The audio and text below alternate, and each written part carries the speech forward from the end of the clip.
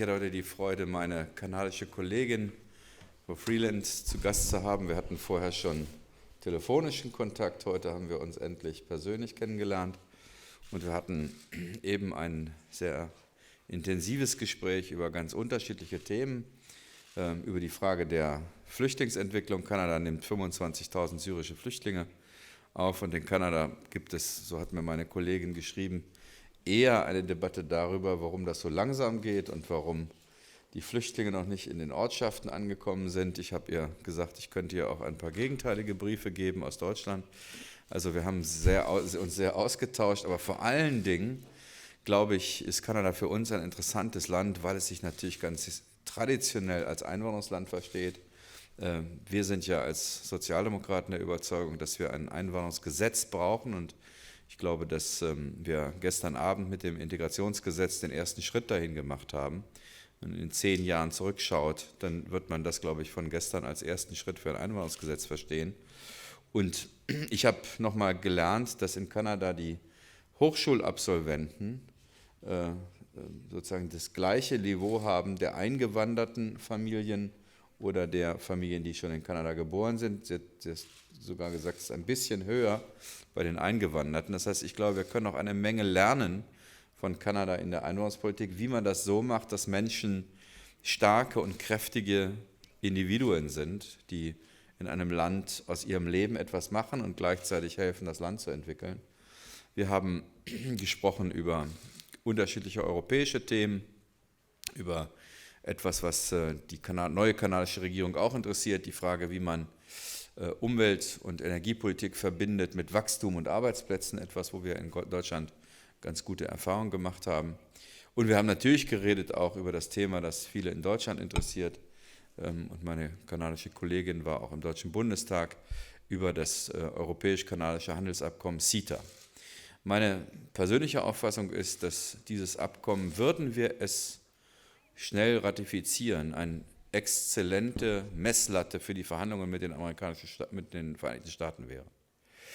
Es ist ein Abkommen, bei dem wir es geschafft haben, mit der neuen Regierung in Kanada die alten und ja auch bei uns zu Recht kritisierten Investitionsschutzabkommen aus dem Abkommen rauszunehmen und echte Handelsgerichtshöfe einzusetzen. Ich bin meiner Kollegin Freeland und der kanadischen Regierung sehr dankbar dafür. Es ist ja auch nicht selbstverständlich, dass man so ein Abkommen nochmal neu öffnet und verändert. Das war von großer Kooperationsbereitschaft geprägt. Wenn wir das hinkriegen würden, dann hieße das für die Verhandlungen mit den Vereinigten Staaten, darunter geht nichts. Das ist dann die Messlatte, die für die amerikanischen Verhandlungen mit Amerika angelegt werden. Ich könnte mir jedenfalls nicht vorstellen, einem Abkommen wie TTIP zuzustimmen, ohne dass wir mindestens den Standard einhalten, den wir mit Kanada erreicht haben. Ich will 2 weitere Dinge nennen, die für uns in Deutschland in der Debatte wichtig sind. Bei uns gibt es viele, die in unserer Bevölkerung sagen, wir möchten gerne frühere Entscheidungen zur Privatisierung öffentlicher Dienstleistungen rückgängig machen. Denken Sie an die Volksabstimmung über die Energienetze in Hamburg oder hier in Berlin über die Wasserversorgung. Und es gibt immer wieder die Behauptung, so etwas ginge nicht mehr, wenn man ein solches Abkommen schließt. In dem Abkommen mit Kanada ist ausdrücklich die Möglichkeit eröffnet worden, auch solche Entscheidungen rückgängig zu machen und Angebote der öffentlichen Daseinsvorsorge zu rekommunalisieren, zu reverstaatlichen. Ich will einen dritten Punkt nennen. Kanada ist ein Land, das bereits 6 der 8 Kernarbeitsnormen der Internationalen Arbeitsorganisation ratifiziert hat und das sich derzeit bemüht, auch die beiden anderen, eines zur Kinderarbeit und eines zum Abschluss kollektiver Tarifverträge, auch zu ratifizieren. Das ist in den Gewerkschaften und in der SPD eine der Hauptforderungen auch für Freihandelsabkommen, weil wir ja schwerlich anderen Ländern wie Vietnam oder Entwicklungsländern sagen können, ihr müsst aber die ILO-Kernarbeitsnormen akzeptieren, wenn wir sie in unseren eigenen Handelsabkommen nicht haben. All das ist mit Kanada möglich. Das hat sicher viel mit der Kultur des Landes zu tun, ganz viel mit der Nähe zu Europa, jedenfalls was die Werte angeht und hat natürlich auch viel mit der jetzigen Regierung zu tun. Deswegen herzlichen Dank. Wir werden in den nächsten Wochen und Monaten in Europa ja darüber zu beraten haben. Und ich freue mich jedenfalls sehr auf den weiteren Austausch und danke herzlich für den Besuch. Well, thank you, Minister. Vielen Dank, Herr Minister. Ich freue mich, dass Sie alle hier sind. Did you understand? Okay, that's as far as I can go, but vielen Dank. It is really a great pleasure for me to be here with you today and in Germany. Minister Gabriel and I, in our phone conversations, really the work between us and with the minister's social democratic colleagues in the European Parliament, that work has been very important in getting CETA to the finish line. So thank you very much for that work. We've even compared the colds of our children because we found ourselves talking on the phone when our respective children were sick. But it's very nice to see you in person, and I hope your daughter is well now. She's waiting for the presents because she had a birthday. Okay. My children are waiting for presents when I get home also.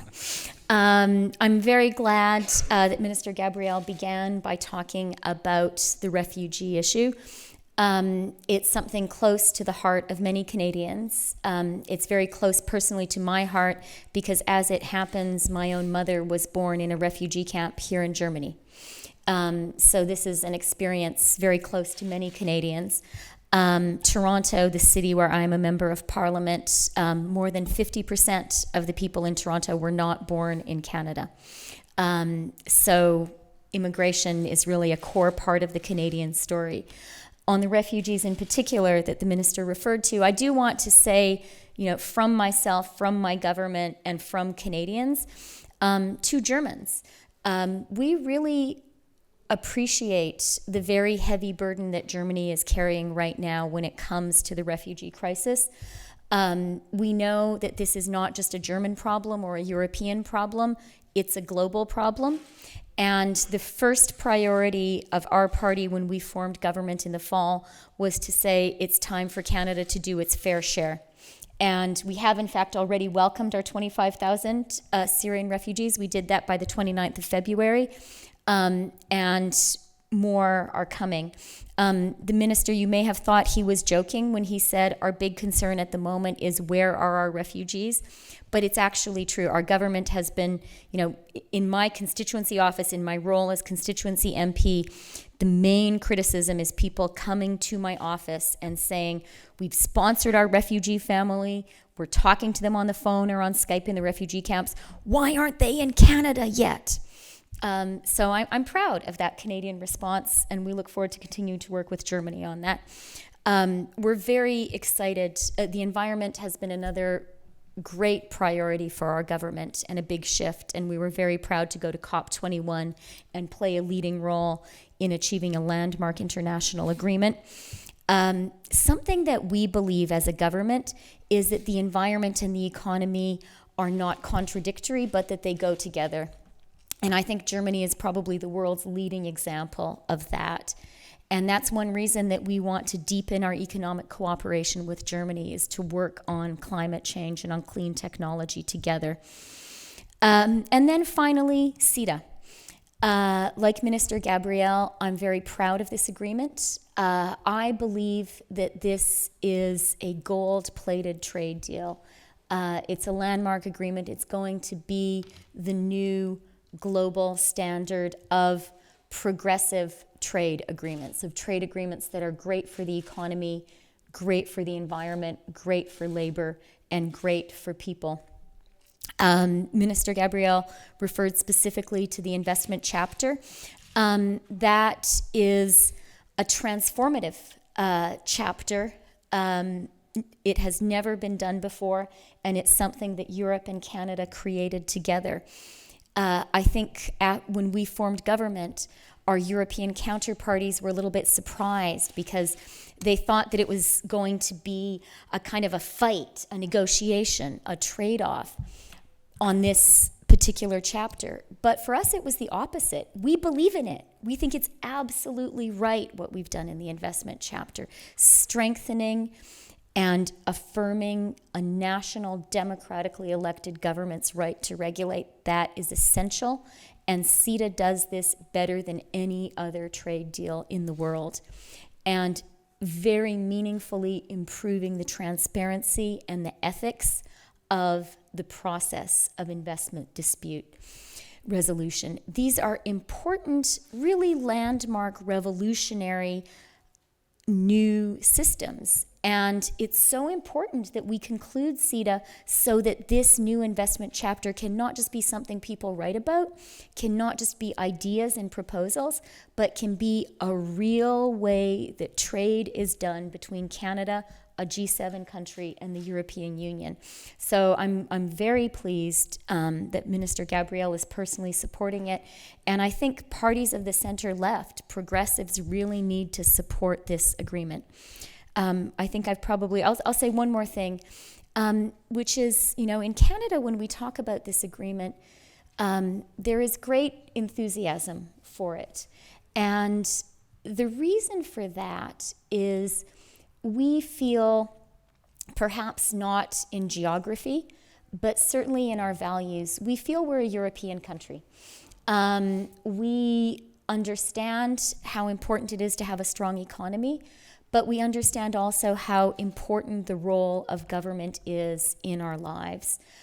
We believe very much in a strong public healthcare system. We have a universal, single-payer healthcare system, and that is one of the crown jewels of Canadian society and government. It's essential for us that it remains, and that is something that is enshrined and protected in our trade agreement. We believe strongly in public education. We believe strongly in the role of government to protect and defend the environment. And we really feel with CETA, of course, this is a trade deal, but it's also about deepening a strategic relationship between Canada and Europe. And we feel that's beneficial to us, beneficial to work on specific issues like refugees, like the environment in the world, and also helpful for our overall work in the international community. So we're very pleased to have this support. I was very pleased to be in the Bundestag today, and I think we're happy to answer a few questions, right? Yes.